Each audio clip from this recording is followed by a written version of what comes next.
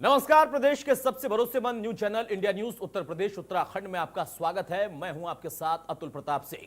अपने खास debate show में आज हम बात करेंगे यूपी सरकार की ओर से विशेष सुरक्षा बल के गठन की ओर बढ़ते हुए यूपी सरकार के कदम की। योगी सरकार ने Uttar Pradesh special security force के गठन के लिए अधिसूचना जारी कर दी है।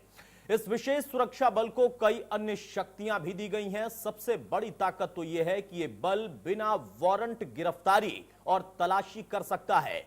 इससे इन औपचारिकताओं से छूट रहेगी। महत्वपूर्ण सरकारी इमारतें, दफ्तर, औद्योगिक प्रतिष्ठान की सुरक्षा की जिम्मेदारी यूपी एसएसएफ के पास होगी। सबसे बड़ा फायदा यह होगा कि प्राइवेट कंपनियां भी पेमेंट देकर एसएसएफ की सेवाएं ले सकेंगी, जैसा कि अन्य कई एजेंसियों की सेवा ली जाती है। एडीजी स्तर के आईपीएस को इस बल का मुखिया नियुक्त किया जाएगा। विशेष परिस्थितियों में बल को बिना वारंट के तलाशी लेने और गिरफ्तारी करने का अधिकार दिया गया है। एसएसएफ का मुख्यालय राजधानी लखनऊ में होगा। बल के सदस्य हमेशा ड्यूटी पर माने जाएंगे और प्रदेश के अंदर किसी स्थान पर किसी भी समय तैनाती के जाने के लिए वो योग्य होंगे। अपर मुख्य सचिव गृह अवनीश अवस्थी ने बताया कि अधिनियम सदन में पारित हुआ था और अब प्रभावी भी हो चुका है। इसमें स्ट्रक्चर, तैनाती और कामकाज पर डीजीपी से रोड मैप मांगा गया है। यह मुख्यमंत्री का असल में ड्रीम प्रोजेक्ट है। हाईकोर्ट ने आदेश दिया था कि सिविल कोर्ट में स्पेशल फोर्स की तैनाती की जाए। उन्होंने बताया कि विशेष सुरक्षा बल कोर्ट परिसरों के अलावा नए एयरपोर्ट्स, वीआईपी सुरक्षा, औद्योगिक प्रतिष्ठानों की सुरक्षा का काम भी देखेंगे। विशेष सुरक्षा बल में 9,919 कर्मी होंगे प्राथमिक तौर पर। शुरुआत में इसकी 5 बटालियन होंगी, जिस पर एक साल में 1,747 करोड़ रुपए खर्च होंगे। पीएससी का इंफ्रास्ट्रक्चर भी इसमें शेयर किया जाएगा। यानी एक दौर था जब एसटीएफ का गठन, और अब यहां पर एसएसएफ के लिए भी अधिसूचना जारी कर दी गई है। हालांकि इसकी कितनी इस वक्त जरूरत थी और इसका कितना ज्यादा उचित परिणाम मिलेगा, इसको लेकर अभी से भी राजनीतिक तौर पर आरोप प्रत्यारोप शुरू हो गए। सबसे महत्वपूर्ण बात यह कि खुद ये मुख्यमंत्री का ड्रीम प्रोजेक्ट है और ना सिर्फ एसएसएफ के लिए गठन की अधिसूचना जारी कर दी गई, बल्कि कौन कौन इसकी सेवाएं ले सकेगा, एसएसएफ को कितने अधिकार दिए गए हैं, यह भी अपने आप में महत्वपूर्ण है। खासतौर से गिरफ्तारी के लिए मजिस्ट्रेट की परमिशन की आवश्यकता नहीं है, तलाशी के लिए भी इसकी आवश्यकता नहीं होगी। और प्राथमिकताओं के साथ जो भी इस फोर्स में लोग रहेंगे, जिनकी सेवाएं रहेंगी, उनकी सेवा कुछ प्राथमिक तौर पर अगर हम देखें तो प्राइवेट लोग भी ले सकते हैं, लेकिन उसके लिए उनको भुगतान करना पड़ेगा, जैसा कि अन्य कई और एजेंसियों की सेवाएं भी ली जाती हैं। तो एडीजी स्तर का अधिकारी यूपी एसएसएफ का मुखिया होगा। प्राइवेट कंपनियां भी पेमेंट देकर इसकी सेवा ले सकेंगी। लखनऊ में यूपी एसएसएफ का मुख्यालय स्थापित किया जाएगा। किसी भी स्थान पर इनकी किसी भी समय पर तैनाती हो पाएगी। फिलहाल जो सिविल कोर्ट परिसर होंगे उसमें प्राथमिक तौर पर इनको तैनात किया जाएगा। एक तरफ कोर्ट का एक आदेश था और उसके बाद मुख्यमंत्री का यह ड्रीम प्रोजेक्ट, वो दौर भी इस प्रदेश ने देखा है जब उस वक्त में जरूरत थी एसटीएफ जैसे उसका गठन करने की, और एसटीएफ का गठन किया गया तो उसका प्रभावी परिणाम भी मिला था। लेकिन एक लंबे समय के बाद एक और एसएसएफ फोर्स का गठन जब किया जा रहा तो उसमें किस स्तर पर और कैसे इसका परिणाम मिल पाएगा, इसकी मंशा क्या है, इसको लेकर राजनीतिक तौर पर अभी से चर्चाएं भी शुरू हो गई हैं। अभी से विपक्ष ने भी इस पर कुछ सवाल खड़े कर दिए हैं। हालांकि अभी अधिसूचना जारी की गई है और प्राथमिकता के तौर पर कहां कहां पर इनकी सेवाएं होंगी इसको भी जाहिर किया गया है। चलिए, हमारे साथ इस वक्त कुछ खास मेहमान जुड़ रहे हैं, उनसे मैं आपको तारुफ कराता हूं। चर्चा में हम आगे बढ़ते हैं। हमारे साथ लक्ष्मी नारायण जी हैं, पूर्व आईपीएस अधिकारी। बहुत स्वागत है लक्ष्मी जी आपका। और विजय उपाध्याय, वरिष्ठ पत्रकार, हमारे साथ हैं। बहुत स्वागत है विजय जी आपका। सबसे पहले लक्ष्मी नारायण जी, मैं आपसे ही जानना चाहूंगा, जैसा मैंने भी जिक्र किया, एसएसएफ का गठन और उसके लिए अधिसूचना, इसके पहले भी कुछ इस तरीके के फोर्सेस का गठन किया गया था। उस वक्त की जरूरतों को देखते हुए एक आपकी नजर में सबसे पहली टिप्पणी तो मैं चाहूंगा, इस एसएसएफ की कितनी आवश्यकता थी और जो इस वक्त जानकारी मिल रही कि इनको कहां डिप्लॉय किया जाएगा, इनके पास क्या अधिकार होंगे, उसके मायने क्या है?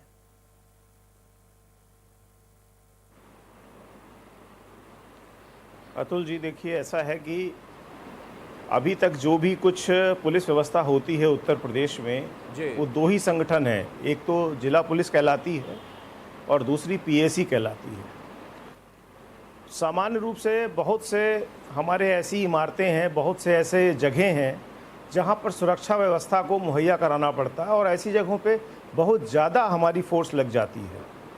तो ये एक तरह से फोर्स को बढ़ाने का एक तरीका है कि फोर्स को बढ़ा दिया जाएगा और एक एक्सक्लूसिव फोर्स इन कार्यों के लिए लग जाएगी ताकि बार बार चेंजेस करने की ज़रूरत ना पड़े। जैसे राम जन्मभूमि का इशू है, अब तो राम मंदिर बन रहा है वहाँ पे, मथुरा में है कृष्ण जन्मभूमि का, वाराणसी में है काशी विश्वनाथ जी का, अभी सचिवालय भी है उसी में शामिल हो जाता है। ऐसे और भी बहुत से ऐसी जगह हो गई हैं जहाँ पर कि गोरखपुर में जैसे एक मठ है।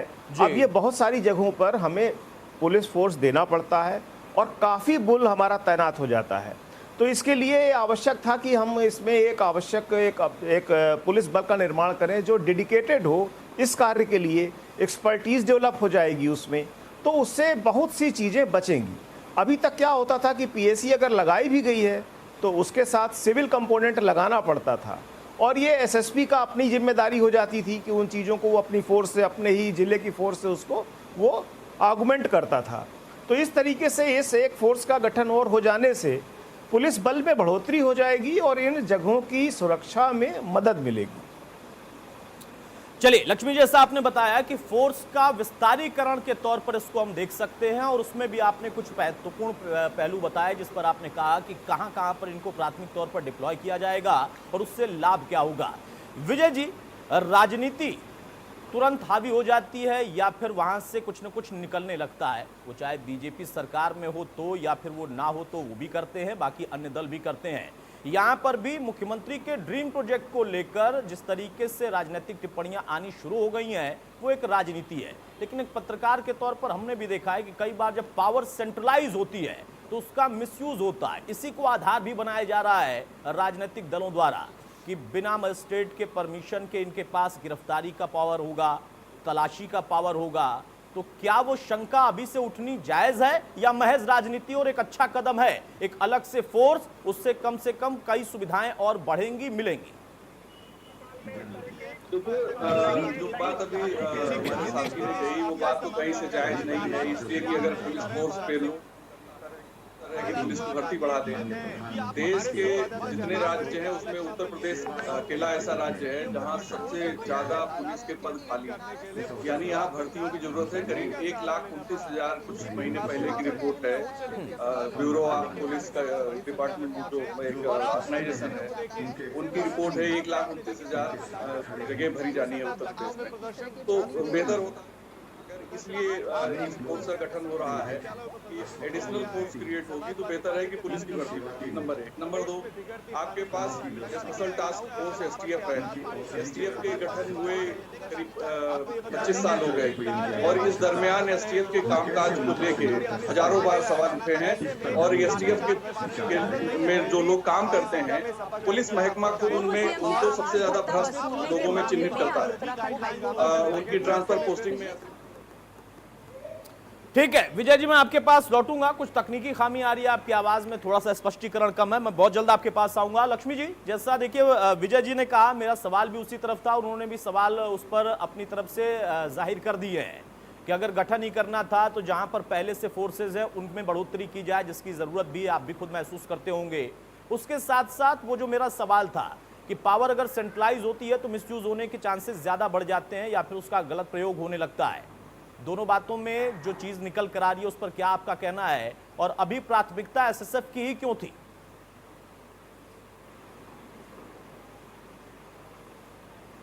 देखिए, इसमें पहले भी मैंने कुछ बोला है। अब जो बेसिक बात है कि उसी जगह पे बल को बढ़ा दिया जाए। एक्चुअली होता क्या है, अब हम आपको बताएं कि जब किसी व्यक्ति की जिला पुलिस से अलग पोस्टिंग हो जाती है जी, तो वो हाथ पैर पटकने लगता है और वो कोशिश करता है कि फिर जिला पुलिस में ही वापस चला जाए। तो जैसे ही हमने देखा है, चूंकि कि जब फोर्स भेजा जाता था हमारे राम मंदिर साइट पे और कृष्ण वाले पे भी, तो होता क्या था कि जिनकी ड्यूटी लगती थी वो कटवाने में अपना सारा दिमाग लगा देते थे। डेडिकेटेड फोर्स होने का फायदा ये होता है कि इसमें व्यक्ति को पता होता है कि अब वो यहीं रहेगा, इसके अलावा उसको कहीं नहीं जाना है।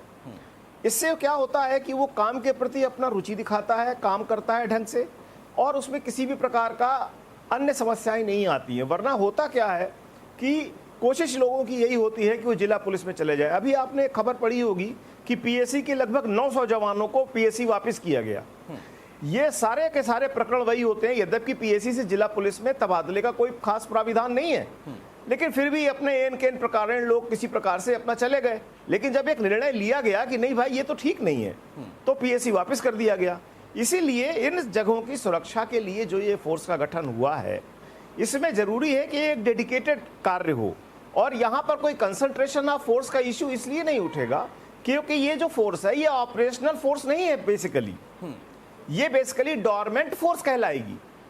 इसका कार्य मात्र इतना ही होगा, सुरक्षा करना। और उस परिसर के अंदर यदि कोई बदमाशी होती है या कोई मान लीजिए बम लेके जा रहा है या कुछ कर रहा है, तो उसमें ये पुलिस स्वतः सक्षम होगी कार्य करने के लिए, जैसे कि सिविल पुलिस होती है। बस इतनी सी बात है इस पूरी कहानी में। ठीक है विजय जी, विजय जी मेरी आवाज आप तक जा रही है नहीं? उपाध्याय साहब मेरी आवाज सुन पा रहे हैं आप?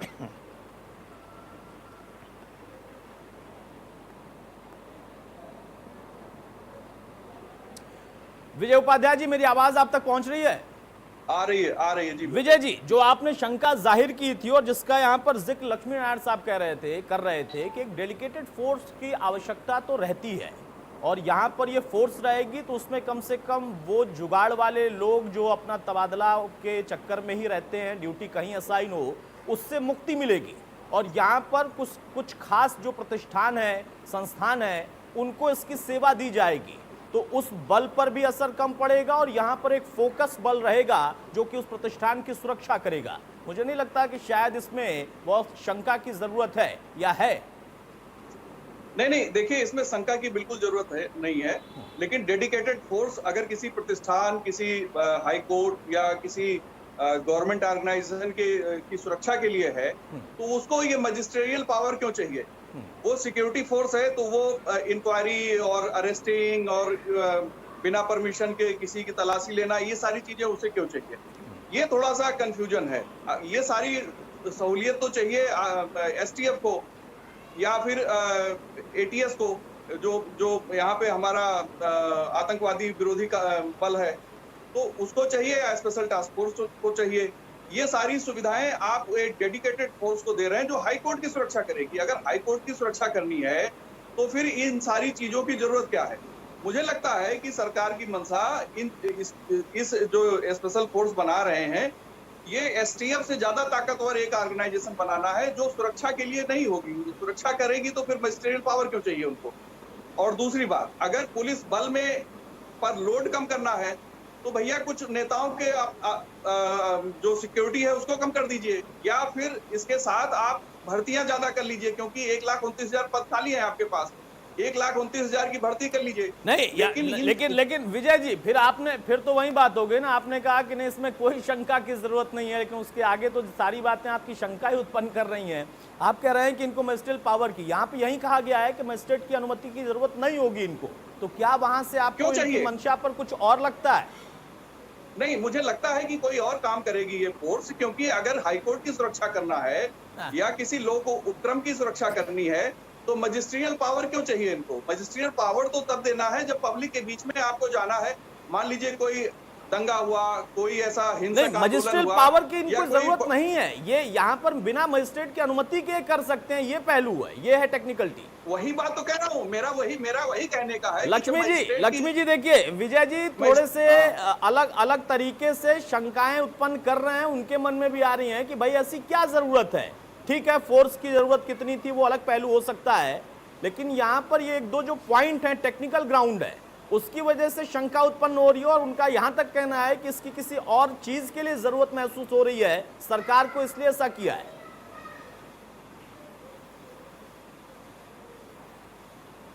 देखिए, ऐसा होता है कि पुलिस को अरेस्ट की पावर सीआरपीसी में ऑलरेडी दी गई है, वो कुछ नया नहीं है, और उसमें मजिस्ट्रेट की जरूरत नहीं होती है।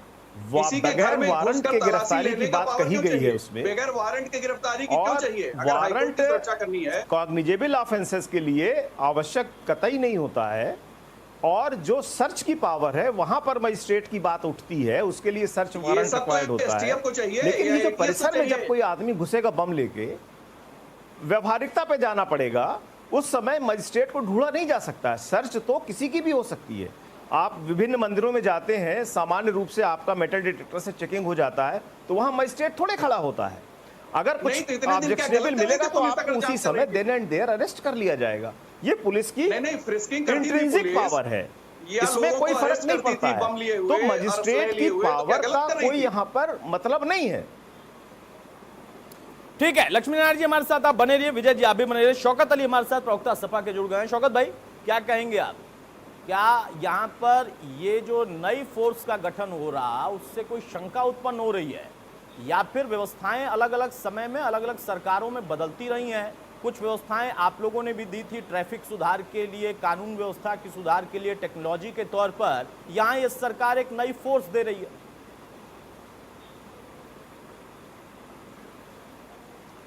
देखिए अतुल जी, ट्रैफिक को लेकर जो हम लोगों ने व्यवस्था दी थी इसलिए दी थी कि शहर में अच्छी व्यवस्था मिले लोगों को और अच्छा ट्रैफिक रूल्स फॉलो हो सकें। लेकिन ये जो नया आज ये गठन हुआ है, इसके तहत तो पुलिस पे ही सवाल उठ जाएंगे कि जो आपकी पुलिस फोर्स है मौजूदा हालत में, क्या वो काम नहीं कर पा रही? क्या वो गिरफ्तारी नहीं करती? क्या वो सर्च नहीं करती है? क्या करती है, लेकिन नियम के दायरे में आके करती है। और कई बार उसी पुलिस पे आरोप भी लगते हैं कि साहब इन्होंने कोई सर्च वारंट नहीं लिया और हमारे घर में आके घुस गए। तो आप बताइए, जब इनको इतनी खुली छूट दे देंगे तो आपको क्या लगता है ये पुलिस आपके घर में नहीं घुसेगी, जिसे विदाउट सर्च वारंट के घुसने की अनुमति होगी? और आपको एक और दूसरी चीज इसमें दी गई है कि जो पुलिस उठाने जाएगी, अरेस्टिंग करने जाएगी, साहब ऐसे ही क्या पुलिस का उत्पीड़न कम है? जो आप एक नया उत्पीड़न करने के लिए आप एक गठन किए दे रहे हैं, ऐसे पुलिस का उत्पीड़न करती है क्या? कभी चालान के नाम पर, कभी किसी को फर्जी उठा लाने के नाम पर, कभी मुकदमे काम नहीं कर रही, और फिर आप कह रहे हैं कि पुलिस उत्पीड़न करती है। कहना क्या चाहते हैं? मैं कह रहा हूं, मैं कहना चाहता हूं अतुल भाई, आपकी पुलिस फोर्स जो काम कर रही है, आप उसको व्यवस्थित करिए, उसको सही करिए, उसमें जो खामियां हैं उनको सही करने का काम करिए। आप एक नया गठन करते हैं, दूसरी तरफ ये कहते हैं कि जो 50 वर्ष से अधिक है उनको बाहर निकालने का काम करेंगे। आप जो व्यवस्था ला रहे हैं, आपको खुद समझ में नहीं आ रहा है कि आपको जो आपके एडवाइजर हैं वो आपको कैसी एडवाइस दे रहे हैं। आप ये खुद समझ में नहीं आता आपको करना क्या और क्या नहीं करना है। ये बड़ी विषम परिस्थिति है। ठीक है, जो हमारी राज्य सरकार है, शौकत भाई हमारे साथ आप बने रहिए। बहुत जल्दी से लक्ष्मी नारायण जी इसका एक जवाब आप दे दीजिए छोटा सा, उसके बाद में विजय जी के पास जाऊं। शौकत अली का ये कहना है कि एक तरफ पुलिस के ऊपर ही सवाल खड़ा हो जाएगा कि वो काम नहीं कर रही थी, क्या निकम्मी है क्या, और दूसरा ये कि ये फोर्स तो किसी के भी घर में घुस जाएगी। मुझे लगता है थोड़ा यहाँ पर कंफ्यूजन है। क्या ये फोर्स, जितनी मेरी जानकारी है कि अभी फिलहाल जब इनको लाया जाएगा, गठन होगा, तैनाती होगी तो सिविल कोर्ट्स में ही होगी, ये अभी तक का है नियम। क्या उसके बाद ये घर में भी घुस जाएंगे, या यहां पर कोई भ्रांति है, कोई कंफ्यूजन है? देखिए, कंफ्यूजन यही है। अगर ये कहा जाता है कि ये स्पेशल टास्क फोर्स से ऊपर नहीं, एक नहीं, नई ऐसा फोर्स नहीं होगा, बना इनका रहे हैं। jurisdiction एक मिनट define विजय होगा। जी, लक्ष्मी नारायण जी से मेरा पहली सवाल बात था, तो उसके ये बाद है मैं कि आपके मैंने पास आ आपसे रहा हूं। पहले भी कहा था कि ये एक विशेष, इसमें मैंने पहले भी कहा था कि ये एक विशेष बल है जो मूलतः हमारे कुछ प्रतिष्ठानों की सुरक्षा के लिए ही बनाया गया है। इसका पब्लिक इंटरफेस नहीं होगा। तो इस प्रकार का एप्रीहेंशन कि ये किसी के भी घर में घुस जाएगी, मीनिंगलेस है, इसका कोई मतलब नहीं है। यह तो उस परिसर के अंदर हो रहे अपराधों के संबंध में बनाई गई है कि यदि कोई किसी प्रकार से एंट्री ले लेता है या वहाँ पर कुछ ऐसा कर देता है या वहाँ पर अचानक जाम लग जाता है या कोई और विषय आ जाते हैं, तो उसको वो डील करने में स्वतंत्र रूप से सक्षम रहे। इसको उस परिसर से या उस जगह से बाहर जाके किसी एक्शन की ज़रूरत नहीं है, न ये वहाँ जाने वाली है। ये तो एक बेवजह का एप्रीहेंशन है। बाकी जो ये फोर्स है कहा है, ये 10,000 लोगों की फोर्स लगभग बन रही है, 9,919 समथिंग है। तो इसका जो फोर्स है ये हमारे 10,000 बेसिकली पुलिस बल का ही एक्सटेंशन है, एक अलग नाम के साथ एक्सटेंशन है और विशेष कार्य के लिए एक्सटेंशन है। हमारा सिविल पुलिस बहुत ज़्यादा यूज़ हो जाता है इन सब जगहों पर अनावश्यक रूप से, और सिविल पुलिस पे बहुत बर्डन बढ़ जाता है। उसको ही कम करने के लिए यह कार्य किया गया है। माननीय मुख्यमंत्री जी का यह कदम विजय उपाध्याय जी, देखिए क्योंकि इसकी आवश्यकता वो शंका आज से जो नहीं आप बहुत जाहिर कर सालों रहे से हैं, दूर की जा शौकत भाई रही थी। जाहिर कर रहे हैं, और यहाँ पर एक कंफ्यूजन नहीं होना चाहिए। जैसा कि लक्ष्मी नारायण जी का कहना है कि एक स्पेशल फोर्स है वो स्पेशल फोर्स प्रतिष्ठित संस्थानों पर रहेंगी। शुरुआती दौर में तो सिविल कोड तक ही रखा जाएगा उनको, और बाद में जो सरकारी या गैर सरकारी प्रतिष्ठित संस्थान है या कोई प्राइवेट व्यक्ति पैसे देकर ये सेवा लेना चाहता है उसको ही ये दी जाएगी फोर्स। तो इसमें फिर किसी के घर में घुसने की बात या फिर जो इनके पास अधिकार है उसका दुरुपयोग करने की बात, ये कहां से मन में आ रही है? देखिए, उत्तर प्रदेश में एटीएस है, एसटीएफ है। ये जो डेडिकेटेड फोर्स के नाम पर जो अधिकार इस फोर्स को दिए जा रहे हैं, ये अधिकार तो एटीएस और एसटीएफ को चाहिए। अगर आपको सिक्योरिटी करनी है और सिक्योरिटी करने में आपको कहीं से भी इन सारे अधिकारों की आपको जरूरत नहीं है। जैसा लक्ष्मी नारायण जी तर्क दे रहे हैं कि कोई ट्रेस पास करेगा, तो पुलिस अभी तक ट्रेस पास करने वालों को पकड़ती रही है। कोई असलाह लेके घुसेगा, पुलिस पकड़ती रही है, धारा 25 लगती है, ढेर सारे सीआरपीसी के कानून है, लगते रहे। कहीं कोई ट्रैफिक जाम होता है, उसके लिए पुलिस को पर्याप्त तो पहले से विजय जी फिर उस लिहाज से तो एसपीजी, एनएसजी, एसटीएफ, उसके साथ साथ एटीएस, इन तमाम चीजों को खत्म कर देना चाहिए। ये भी तो सवाल उठ जाएगा ना। नहीं, उनकी भी क्या जरूरत नहीं रहे मेरी बात को। नहीं, मेरी बात को आप नहीं समझा। ऐसा है, आप कैमरामैन से अगर कैमरामैन को कहें कि तुम संपादन का काम करो और उसको सारा पावर दे दें कि तुम भैया पूरा वीडियो एडिट करके तब भेजना, तब तो बात समझ में आती है। लेकिन अगर कैमरामैन सिर्फ रॉ वीडियो बनाए, फुटेज बनाए और भेजे स्टूडियो को, तो जो काम कैमरामैन का है वो कैमरामैन करे। उनको सिक्योरिटी करनी है, लेकिन उनको इंक्वायरी के पावर दिए जा रहे हैं। जिनको इंक्वायरी के पावर है, ऑलरेडी 2 ऑर्गेनाइजेशन उत्तर प्रदेश में एटीएस और एसटीएफ है। बात को आप समझिए। देखिए, अगर आप किसी के दरवाजे पे चौकीदारी करना चाहते हैं, उसकी सिक्योरिटी करना चाहते हैं, तो उसको इंक्वायरी के ऑर्डर, इंक्वायरी का पावर और साथ में किसी के घर में बिना किसी मजिस्ट्रेट के वारंट के आप तलाशी लेने का। देखिए फिर वही बात ना विजय जी, आपकी शंकाबाजी बोल सकती है। लक्ष्मी नारायण जी तो कह रहे हैं कि किसी के घर में घुसने वाली फोर्स नहीं है भाई। अतुल जी, आप समझी नहीं बात को। नहीं, मैं तो समझ रहा हूँ सर। आपने बड़ा अच्छा उदाहरण दिया कि कैमरामैन का क्या काम होता है और संपादन का क्या काम होता है। वैसे मेरे पास इससे बहुत सारे उदाहरण हैं कि कैमरामैन भी संपादकीय लिख भी सकता है, संपादक बन भी सकता है, या उसकी एबिलिटी के ऊपर निर्भर करता है। बहरहाल वो उदाहरण अलग है। जो बात यहाँ लक्ष्मी नारायण जी ने कही है कि दरअसल यहाँ पर किसी के घर में घुसने वाली बात नहीं है। प्रतिष्ठित संस्थान और वो भी सरकारी गैर सरकारी, वहां तक के लिए फोर्स को रखा जा रहा है। आप बताइए, सिक्योरिटी गार्ड को किसी के घर में घुसने का अधिकार आप क्यों देना चाहते हैं? ये घर में घुसने की बात ही कहां से आ रही है, यही तो मैं समझना चाह रहा हूँ। लक्ष्मी नारायण जी ने समझाया, शायद आप नहीं समझ पा रहे विजय जी। वो कह रहे हैं कि किसी के घर में घुसने का अधिकार इनके पास नहीं होगा। इनके पास प्रतिष्ठान की सुरक्षा का जिम्मा होगा। वो सरकारी हो सकते हैं, गैर सरकारी हो सकते हैं। हाँ, फिर तो कोई दिक्कत नहीं है। लेकिन अगर उनके पास ये अधिकार है कि किसी के घर में तलाशी लेने के लिए बिना मजिस्ट्रेट की अनुमति के घुस रहे हैं, जैसा उसमें है प्रावधान है ऐसा, तो सिर्फ सिक्योरिटी गार्ड नहीं है, बल्कि वो एसटीएफ और एटीएस से बड़ी एक ऑर्गेनाइजेशन होगी जो शायद सिक्योरिटी के अलावा भी सारे कामों को करेगी। ठीक है, चलिए ये क्लियर होना बहुत जरूरी है आपके लिए भी विजय जी, हमारे लिए भी, कि वाकई जो अभी कहा जा रहा है वो यथास्थिति वैसा ही रहे कि हाँ भाई प्रतिष्ठित संस्थानों की सुरक्षा का ही जिम्मा रहे। एक स्पेशल फोर्स को स्पेशल तरीके से वहीं तक डिप्लॉय किया जाए। कल को ये ना हो जाए कि उनको इस अधिकार के आड़ में इस तरीके का अधिकार मिल जाए कि वो किसी की भी तलाशी करने लगे या किसी पर भी एक्शन ले ले।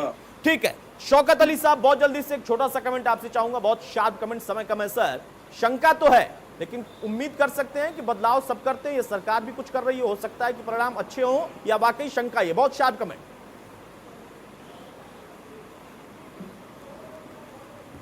देखिए अतुल भाई, पहली चीज तो ये शंका इसलिए है क्योंकि ये फोर्स बनाने की जरूरत क्यों पड़ी?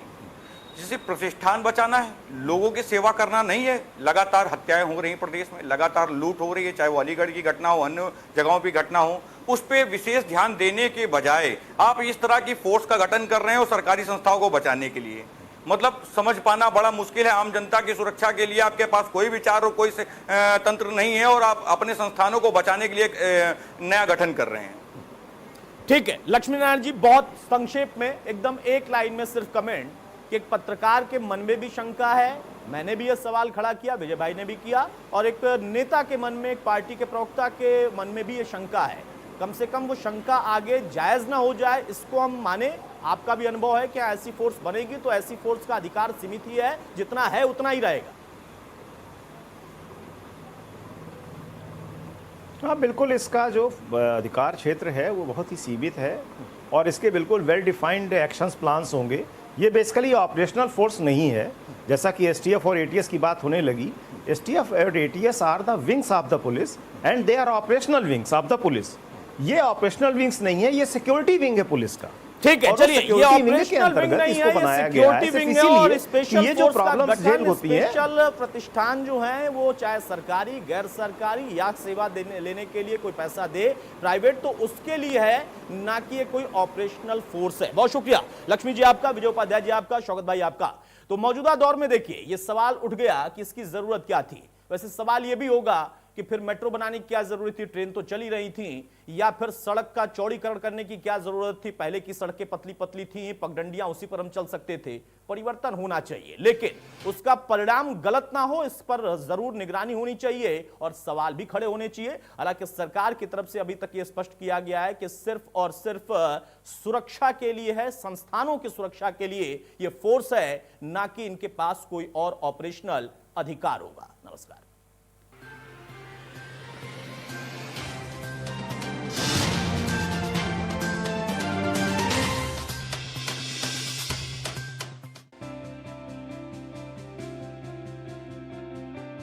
कैसे उठ खड़े हैं हम, आपके योगदान से बढ़ रहे हैं हम। मुश्किलों के दौर में भी खुद पर निर्भर हैं, स्वास्थ्य सर्वोपरि कर योद्धा से लड़ रहे हैं हम। नव भारत की ताकत बन रहे हैं हम। इन चुनौतियों में भी रुका नहीं विकास, डट कर खड़े रहे रक्षक हमारे, पूरी हो रही है जीतने की आस। आत्मनिर्भर भारत बना रहे हैं हम, आपके योगदान से बढ़ रहे हैं हम। आपका दिया गया आयकर भारत को देता है हर पल ताकत। अपने अग्रिम कर की दूसरी किश्त अदा करें 15 सितंबर 2020 तक, क्योंकि प्रत्येक आयकर दाता है राष्ट्र निर्माता। उसके पास एक बंदूक। जब घर बैठे हैं तो बेकार के चैट ग्रुप्स तो बनेंगे ही। जब बेमतलब के चैट ग्रुप शो टाइम की बत्ती लगा दें, फैमिली के खतरनाक फूफा जी को ऐड करते हैं, शो टाइम पे बकवास हटाओ, स्प्राइट उठाओ। एसोसिएट स्पॉन्सर पेट सफा आयुर्वेदिक चूर्ण, पेट सफा तो हर रोग दफा।